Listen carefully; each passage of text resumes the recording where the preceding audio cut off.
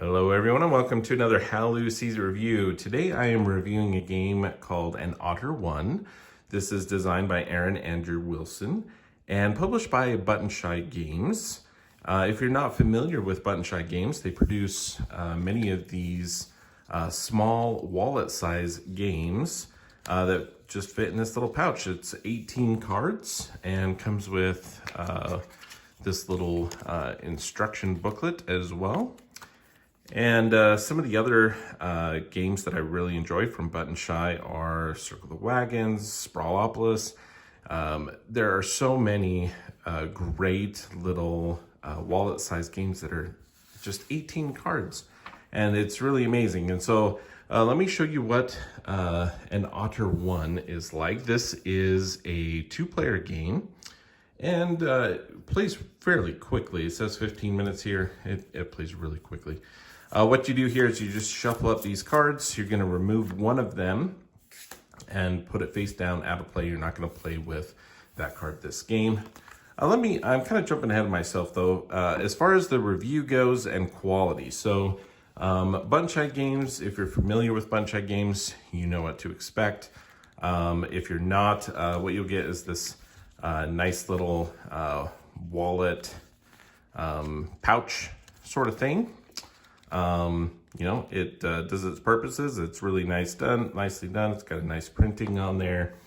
The card quality is always great. It's got that nice linen type finish on them, so really great there. As far as the artwork goes, the artwork is really fun. Basically, there's three types of otters, and so the artwork is the same for each type. So you're looking at the three there.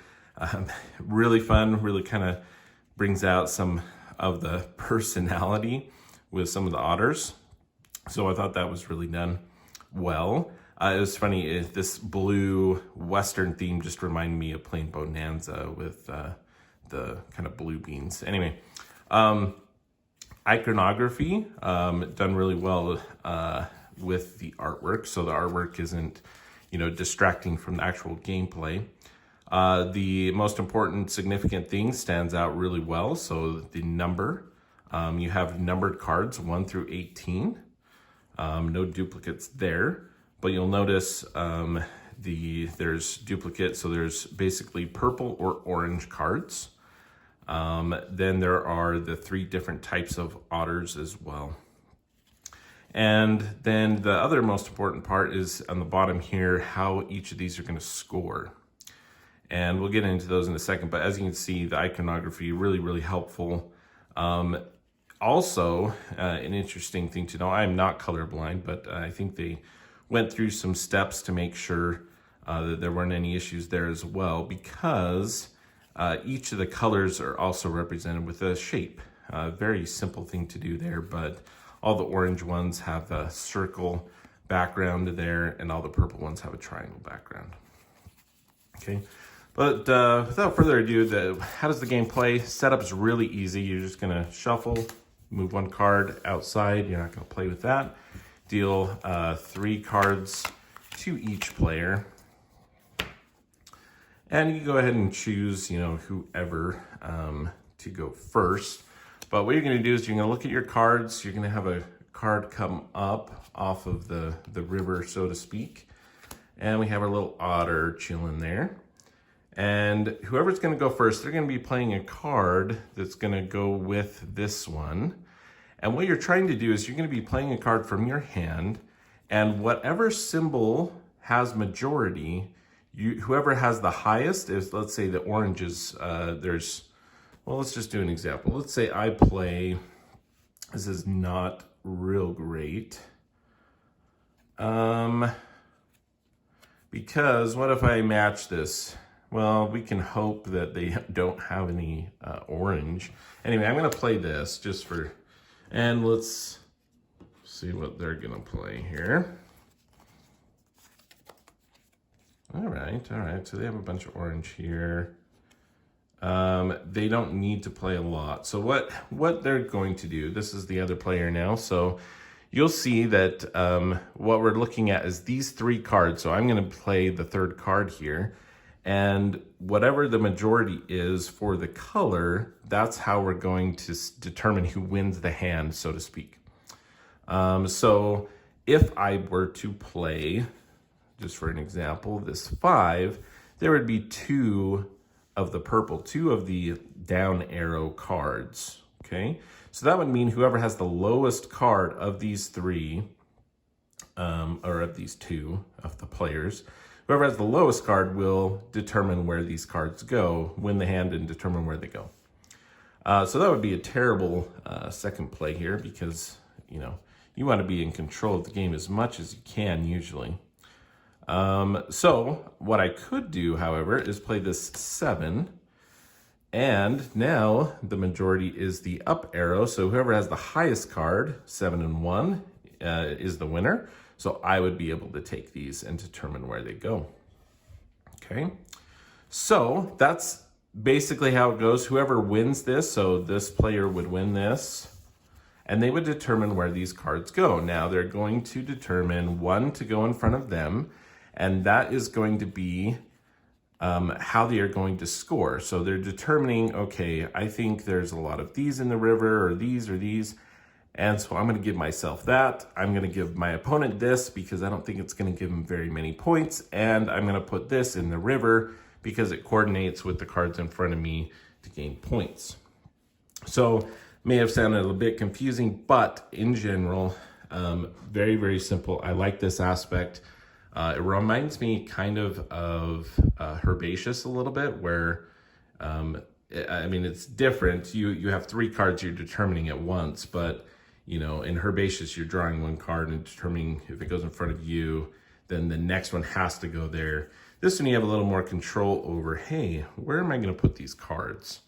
At the very beginning of the game, it's interesting, right? Because it's a clean slate. There isn't anything in the river yet. So I don't know exactly. So I can get points for a bunch of blue. I can look at my hand. I don't have any blue. I have a lot of yellow. Each purple can gain 1 point. So this is what I'm going to do. I'm going to keep this one for me. So each purple is going to give me 1 point at the end of the game.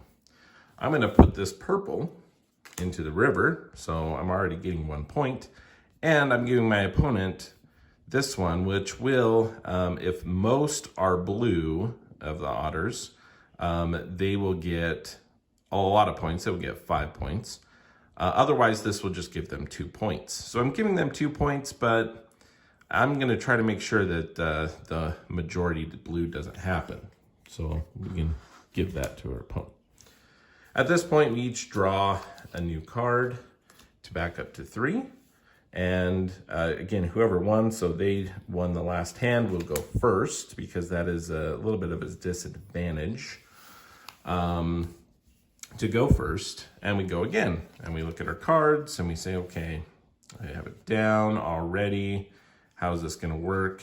This is kind of a terrible hand again. But anyway, so you have to play with that. There is some luck of the draw where it's like, oh man, these cards are not great with what came up. But again, you do the best with what you have, and it's a very, very quick game as well.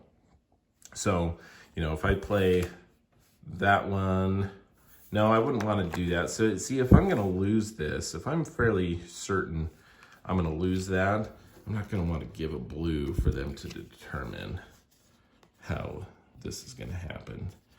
They kind of want this, each odd, because there's already an odd in there. So they're going to play that down. And we go over to this person. They're like, okay, well, I can't win because we know for certain they're going to be the lowest. I can't beat the 2. So can I get rid of a card? Well, this 4, these 2 are really rough because it's a down arrow with a high number and a high arrow, or a up arrow with a low number. But I don't want to give them an odd card, so I'm going to throw out this 4. Okay, so they would take these cards again because their 2 is less than my 4, and they are going to take each odd. They can't put an odd in there, but they're going to stick this one in there and give you that one. Each take a new card, flip the card over, and you continue on until all the cards are gone. You're going to end up flipping over the last card, and you're going to determine that. And basically at the end, let's skip ahead a little bit, the scoring again, all of the score, you're going to score what's in front of you based on the river. And so each of you are going to go through and score all of those. And whoever has the highest number of points is the winner. And it is a really, really simple but interesting game. So there's a lot of kind of that luck with the card draw, but you are dealing with 3 cards at a time, and the other player's dealing with that exact same thing. And it's just really interesting to kind of play off all the different types of scoring. And so, you know, this game has a lot of the same things that I really enjoy from these other wallet-sized games where, again, it's only 18 cards, but there's a lot of variation in how the cards are going to come out. And there can be even some kind of bluff factors or different things, or knowing, you know, when to get rid of cards. If you're going to lose it, yeah, it might be a very helpful card, but you don't want to give them control of that card of where to put it. So you may be holding on to a card to try to figure out how to win. Now, I didn't mention at the end, you'll be left over with 2 cards. At that point, you're going to determine which of these is going to go for you and which is going to go in here as well. And that's a big factor. So, you know, holding on to some cards for that end game where you control where those 2 go. One's definitely going to go in front of you for scoring, and the other is going to go into the river for scoring. So you can kind of get a lay of the land at the end, and you're looking at your cards, your opponent, the river, and determining which of those combinations is going to work best for you. So a lot of interesting decisions in this game. I think it fits really, really well with that wallet line. Apparently they say that this is a sequel of sorts to another game. And so I haven't played that one, but anyway, this is a great game on its own. I like the artwork. The back of the cards looks like a little water, looks like a river. Fits in really well with the Otter theme here. Other than that, you're looking at cards, playing each of those mini hands. It's almost like a trick-taking aspect with this kind of neutral player. And, you know, it's also that, you know, Pinata is another one where it kind of has the up and down kind of switching.